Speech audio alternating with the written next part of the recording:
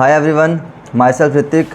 Welcome to our channel Lawlust, and today we would be continuing our series of landmark judgment with the case title Arnesh Kumar versus state of Bihar. चलिए सबसे पहले इसके facts को समझते हैं। इस केस में होता क्या, जो हस्बैंड होते हैं ना, वो इस केस में पटिशनर है, वो ना एंटीसिपेटरी बेल के लिए अप्लाई करते हैं। क्यों? क्योंकि उन्हें अप्रीहेंशन होती है कि ना उन्हें पुलिस किसी भी टाइम अरेस्ट कर सकती है। अब ऐसी अप्रीहेंशन उन्हें क्यों होती है? क्योंकि उनकी वाइफ ने ना उनके अगेंस्ट में एलिगेशंस लगाए होते हैं कि ना under section 498 A of IPC correct and section 4 of डोरी प्रोहिबिशन एक्ट। अब इसमें एलिगेशन क्यों लगाती है जो वाइफ है? वो कहते हैं कि ना जब इनकी मैरिज हुई थी तो हस्बैंड और उसकी फैमिली ने इनसे डोरी डिमांड की थी, जिसमें 8 लाख रुपए थे और गाड़ी थी, कुछ अप्लाइंस थे और भी काफ़ी कुछ चीज़ें थी। और ना जो हस्बैंड था वो उसने ये धमकी तक दी वाइफ को कि ना हम तुझे घर से निकाल देंगे और अगर तुझे कंप्लेन वापस नहीं लेती है, और ना जो हस्बैंड है वो दूसरी शादी कर लेगा। इस बेसिस पे जो है ये कंप्लेन होती है। और इसमें जब हस्बैंड एंटीसिपेटरी बेल के लिए अप्लाई करता है तो सेशन कोर्ट तो रिजेक्ट कर देती है और हाई कोर्ट भी रिजेक्ट कर देती है, और इसीलिए उसे सुप्रीम कोर्ट आना पड़ता है। अब सुप्रीम कोर्ट ने जो मेन ऑब्जर्वेशन दिया ना इस केस में, वो मेनली यही बात की गई है कि जब भी किसी के अगेंस्ट में ना 498 ए के अंडर अगर केस बन रहा है ना, मतलब कंप्लेन अगर की गई है, तो उसमें पुलिस को सीधे सीधे अरेस्ट नहीं करना चाहिए।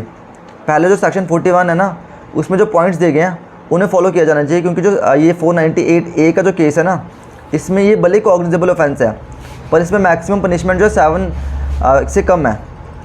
क्योंकि अगर आपने सेक्शन 41 पढ़ा हो तो उसमें ये लिखा गया कि ना अगर कोई भी ऐसा ऑफेंस है जो कॉग्निजेबल है लेकिन उसमें मैक्सिमम पनिशमेंट 7 साल या उससे कम है ना, तो कुछ चीज़ें हैं पुलिस को पहले वो सेटिस्फाई करनी पड़ेगी, उसके बाद पुलिस अरेस्ट कर सकती है।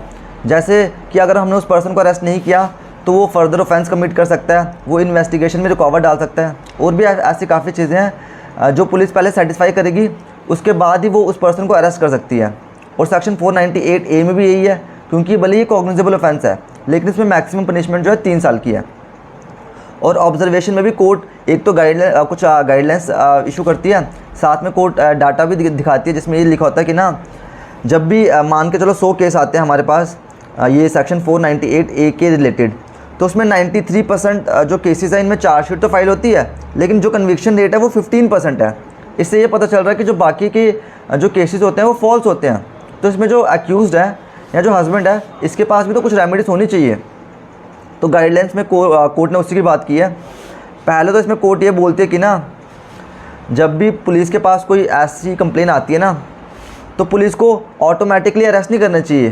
पहले जो सेक्शन 41 में जो पॉइंट्स है ना, उन्हें फॉलो करना चाहिए पुलिस को, कि पहले अगर वो पॉइंट्स सेटिस्फाई हो रहे हैं उसके बाद ही पुलिस अरेस्ट कर सकती है। दूसरा पॉइंट बोलता है कि ना पुलिस के पास एक चेकलिस्ट होनी चाहिए। चेकलिस्ट में जो पूरा प्रोसीजर दिखाया है ना, सेक्शन 41 सबसेक्शन 1 क्लॉज बी के जो सेकंड पॉइंट है, इसमें जो पूरा प्रोसीजर बताया है उसकी एक चेकलिस्ट होनी चाहिए, ताकि पुलिस ये तो बताए कि किस ग्राउंड पे अरेस्ट किया है अक्यूज़ को और क्या क्या मेन रीज़न थे अरेस्ट करने के। थर्ड पॉइंट इसमें कोर्ट ये बोलते कि ना जब सपोज़ किसी पर्सन को अरेस्ट कर दिया गया और उसे मैजिस्ट्रेट के पास लेके जा रहा है फर्दर डिटेंशन के ऑर्डर के लिए, तो जब मैजिस्ट्रेट वो ऑर्डर्स देती है ना, तो मैजिस्ट्रेट इसमें कैजुअल अप्रोच नहीं अपना सकती, बल्कि मैजिस्ट्रेट को ये सेटिस्फाई करना पड़ेगा कि यहाँ पे सब्सटैंशियल ग्राउंड्स बन रहे हैं फर्दर डिटेंशन के ऑर्डर देने के लिए। फोर्थ पॉइंट, सपोज़ अगर ये पुलिस का ये डिसीजन आता है कि उस पर्सन को अरेस्ट नहीं करना है, तो ये जो डिसीजन है ये फॉरवर्ड किया जाना चाहिए मैजिस्ट्रेट को with in 2 weeks. Fifth point, जो अक्यूज़ड है, जैसे सेक्शन 41 ए ऑफ CRPC में लिखा है, तो जो अक्यूज़ है ना, अगर उसे अरेस्ट नहीं किया गया तो उसे एक नोटिस ऑफ अपीयरेंस दिया जाना चाहिए, और ये नोटिस ऑफ अपीयरेंस भी विद इन 2 वीक्स होना चाहिए। 6 पॉइंट, सपोज़ जो पुलिस ऑफिशियल्स हैं और जो हमने ऊपर के अभी गाइडलाइंस की बात की गई है, तो अगर आप पुलिस ऑफिशियल जो है इन गाइडलाइंस को फॉलो नहीं करते तो उनके अगेंस्ट में डिपार्टमेंटल एक्शन तो हो ही सकता है, साथ में जो कोर्ट है वो कंटेम्प्ट ऑफ कोर्ट के लिए कि उनका एक केस भी बना सकते हैं उनके अगेंस्ट में, और उन्हें पनिशमेंट भी हो सकते हैं उसके अकॉर्डिंग। 7 पॉइंट्स में बोलता है कि ना जब मैजिस्ट्रेट जो है, जैसे हमने ऊपर कहा कि जब मैजिस्ट्रेट को एक सेटिस्फाई होना पड़ेगा अगर वो फर्दर डिटेंशन के ऑर्डर दे रही है, तो अगर मैजिस्ट्रेट इस चीज़ को कैजुअली लेती है ना, तो मैजिस्ट्रेट के अगेंस्ट भी एक एक्शन हो सकता है जो ले सकती है हाई कोर्ट। और लास्ट में कोर्ट इसमें कहते हैं कि ना जो हमने ऊपर गाइडलाइंस की बात की थी ये सिर्फ उन केसेस में नहीं लगेगा जो cases section 498A of IPC और सेक्शन 4 ऑफ दोहरी प्रोहिबिशन एक्ट से रिलेटेड होंगे, बल्कि उन सभी केसेस पे लगेगा जो कॉग्निजेबल है और जिनमें पनिशमेंट 7 साल या उससे कम है। तो यही इस केस की मेन ऑब्जर्वेशन थी। और इसी तरह हमारी लैंडमार्क जजमेंट की सीरीज़ को सपोर्ट करने के लिए आप हमारे चैनल को फॉलो कर सकते हैं।